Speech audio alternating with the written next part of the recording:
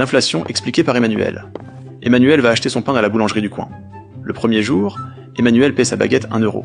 Tout content, il rentre chez lui avec son pain tout chaud. Le lendemain, comme d'habitude, il retourne à la boulangerie. Mais cette fois, la baguette coûte 1,10 €, 10 centimes de plus. Emmanuel trouve ça un peu dommage, mais il paie quand même. Le troisième jour, la baguette passe à 1,25 €. Cette fois, Emmanuel demande au boulanger « Pourquoi les prix augmentent-ils aussi vite ?» Le boulanger lui répond « C'est à cause de l'inflation. L'inflation, c'est l'augmentation progressive du prix des biens et des services que nous achetons au quotidien.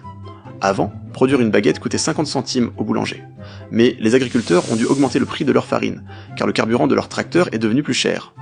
Résultat, la baguette qui coûtait 50 centimes à produire coûte maintenant 80 centimes.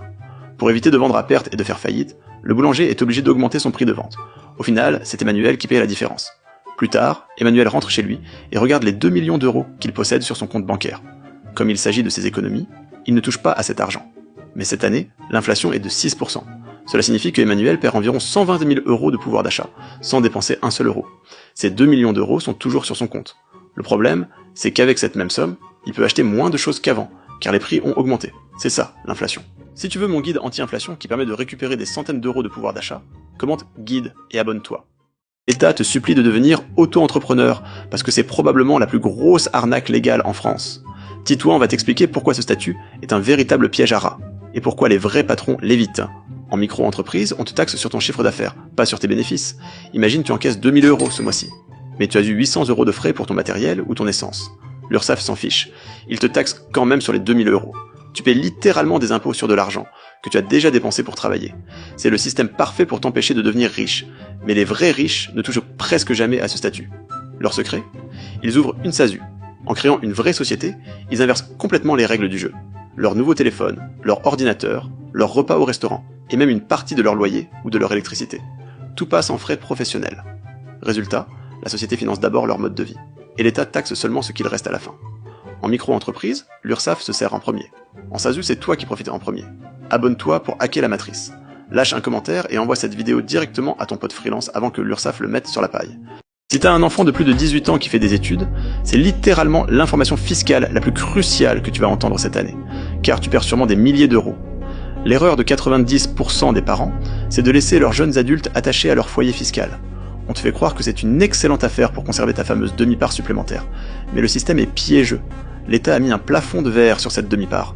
Elle ne pourra jamais te faire économiser plus de 1 759 € d'impôts, peu importe ce que tu gagnes. Le vrai hack financier pour exploser ce plafond, c'est de détacher officiellement ton enfant de ton foyer et de lui déclarer une pension alimentaire. C'est tout à fait légal.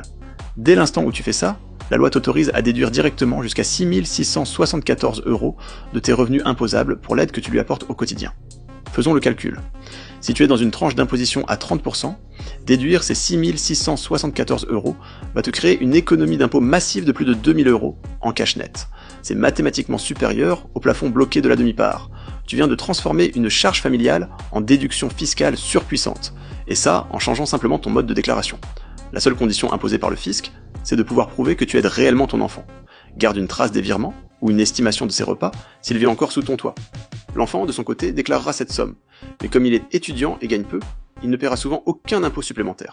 Une simple case à cocher pour arrêter de jeter son argent. Partage ça à quelqu'un qui en a besoin. Et n'hésite pas à t'abonner pour plus de vidéos comme ça.